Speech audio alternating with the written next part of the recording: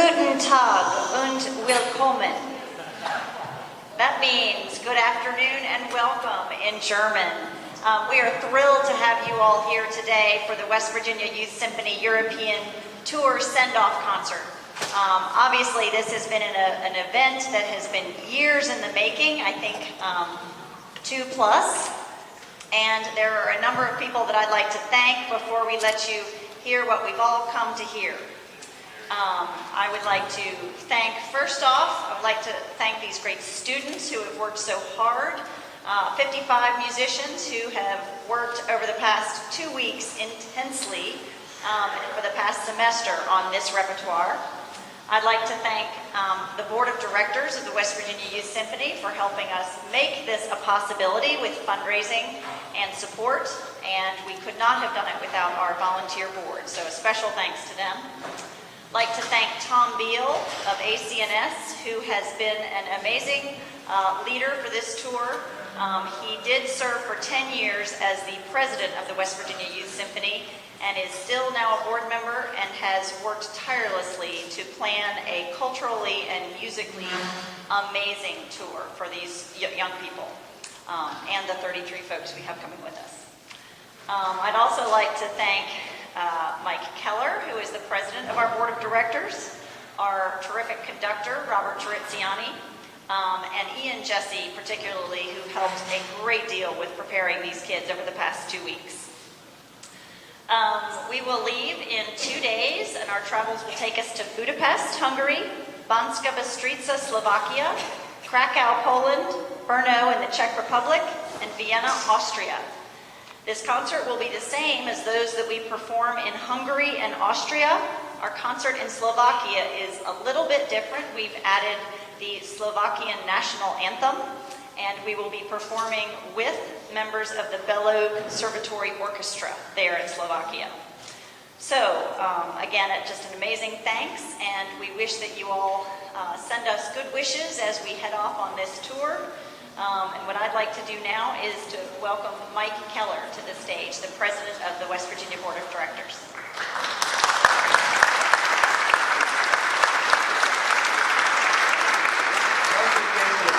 People that I'm supposed to thank, but first off, I want to thank all the crazy parents who are going on the trip with their kids and the less crazy parents who are sending their kids for the crazy parents to watch out for them, because without you guys, they wouldn't be here and we all wouldn't be here today.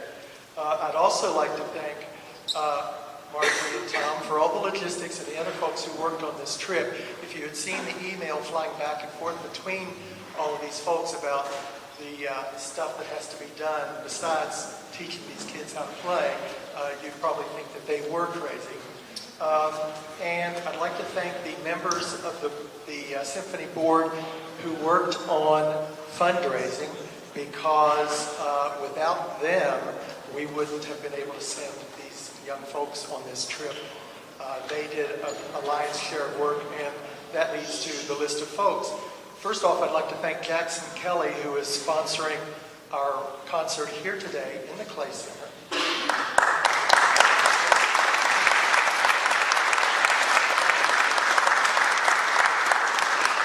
Our premier tour sponsor is Alpha Natural Resources. And then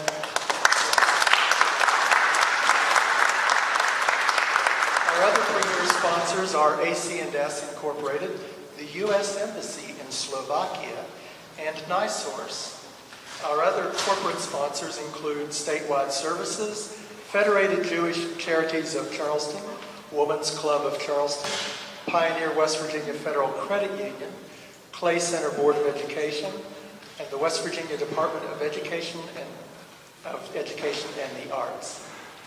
And individual sponsors include Mr. C.P. Burdett, Mitchell Dernis, and Brenda Kurland, Mr. Dwight A. Foley, Mrs. Helen F. Lodge, Mr. and Mrs. Philip Melick, Mr. and Mrs. Michael W. Neal, Mr. James R. Thomas II, and Mr. and Mrs. Thomas S. Whitehair. Thanks to all of you for helping us out with this trip.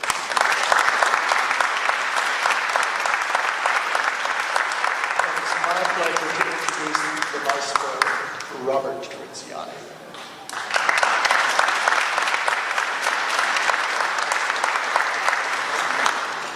church sons and daughters have worked very hard over the last quite a few weeks. We started in May on Saturdays with rehearsals through most of the month. Then we added in another 4 days of rehearsal at the end of May.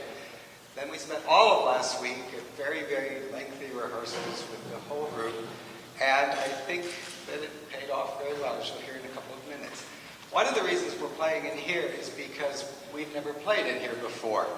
And in and of itself, that doesn't mean anything, but we've never played in any of the halls that we're going to play in Europe either. So this is a good exercise for us to get used to a room that we're not very comfortable with. So it will take us a little bit to get used to it, but that's what they have to do on every performance that we give over the next week and a half. The reason they're not sitting behind me right now is because in Central Europe and mostly Central Europe, I believe, orchestras don't sit on stage when the audience comes in. Orchestras sit on stage beforehand. They don't open the hall until about 30 minutes before performance. The orchestra leaves, and then the orchestra comes on as a group. And what I think is very nice about that is that your applause then is not just for the concertmaster or for me or whoever's conducting. It's for them. And I think that's the way it should be. So now, we have not actually practiced this. I don't know how this is going to work. But before I get to that, a couple people to thank. We had a number of coaches for these many weeks of rehearsal. And they were Andrea Di Gregorio, the principal cello of the West Virginia Symphony. Reed Smith, who teaches at Marshall, came in and helped. Bobby Jenks helped. He teaches at Capital High School. Who am I forgetting? Colleen Tan and Ian Jesse. Ian did a great job working with a lot of kids that he's very familiar with. Can we give all of them a big hand, please?